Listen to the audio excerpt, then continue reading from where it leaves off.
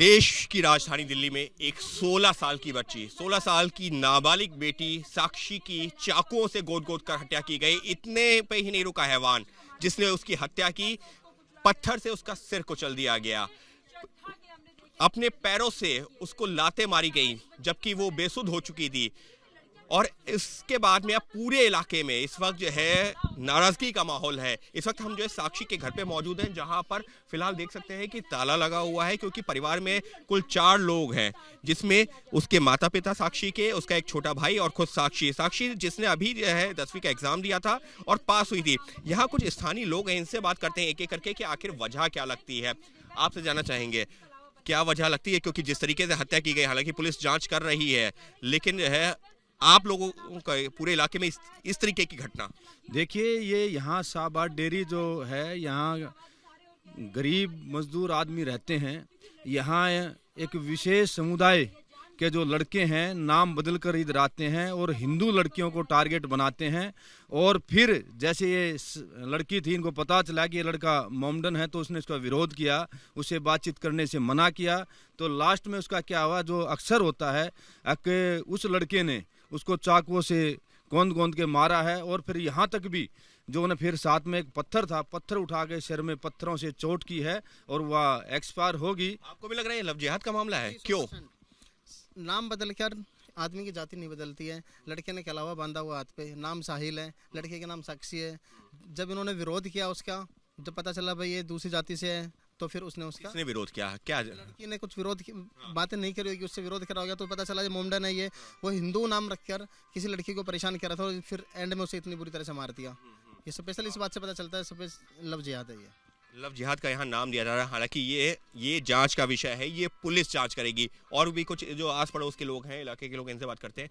आपसे जानना चाहेंगे, फिलहाल घर पे तो ताला लगा हुआ है, लेकिन कुछ पता चला है कि आखिर ये साहिल को कैसे जानते थी या कुछ ऐसे कोई जानकारी? सर, ये साहिल को लड़की नहीं जानती होगी। उस साहिल ने ही आते जाते, जैसे स्कूल जाती है लड़का, उस स्कूल के बाहर खड़े रहते हैं इस टाइप के लड़के। दोपहर में पंचर का काम है उनका, सुबह और शाम लड़कियां जब स्कूल जाती है तो उनके आसपास उनको फंसाना, लोभ देना, लालच देना, पिकनिक पे ले जाना, बाइक पे घुमाना। आखिर उनके पास पैसे आते कहाँ से, जब उनके खाने के पैसे नहीं है? पंचर बना के 200-300 रुपये इकट्ठे होते हैं।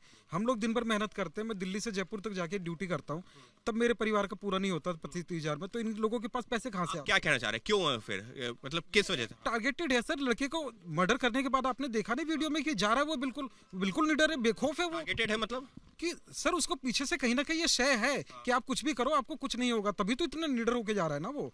अगर कौन शय देगा, शय क्यों देगा ऐसे हत्यारे को, कौन देगा? सर, पुलिस, अभी आप देखते हो कि माहौल देश का क्या है।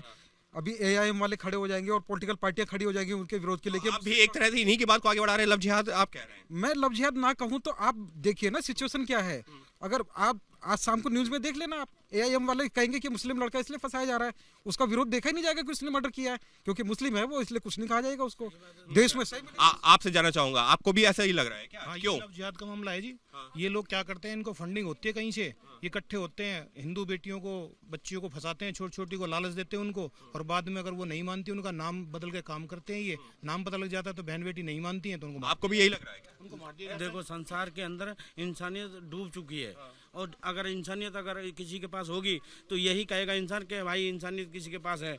हिंदू मुसलमान का यही लफड़ा है, क्योंकि एक बेटी हमारी चली गई तो उसका जिम्मेदार कौन होगा? ये समाज ही होगा, कोई दूसरा होगा? समाज होगा, और समाज वाकई में जिम्मेदार है इस घटना में। क्यों हम कह रहे हैं साहिल हत्यारा है, लेकिन वहां पर जो 1 दर्जन से ज्यादा लोग थे आते जाते हुए देख रहे हैं, किसी ने रोकने की कोशिश नहीं की।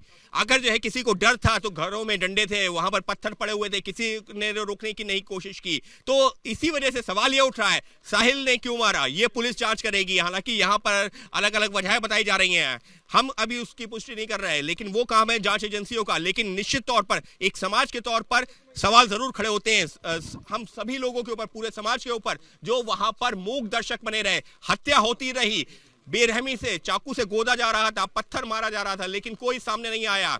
निश्चित तौर पर सवाल हमारे समाज के ऊपर भी है, लेकिन साहिल ने हत्या क्यों की है अब ये पुलिस की जांच में खुलासा होगा। लेकिन जिस तरह से देश की राजधानी में ये हत्या हुई है, निश्चित तौर पर पूरे इलाके में रोष का भी माहौल है और खौफ का भी, और जो नाराजगी है वो नाराजगी कानून व्यवस्था को लेकर भी है, लेकिन उसके साथ ही में ये नाराजगी इस चीज को लेकर भी स्थानीय लोग तो उसको लव जिहाद का भी नाम दे रहे हैं। सहयोगी कैमरा पर्सन निखिल के साथ अंकित गुप्ता, बीपी न्यूज़, दिल्ली।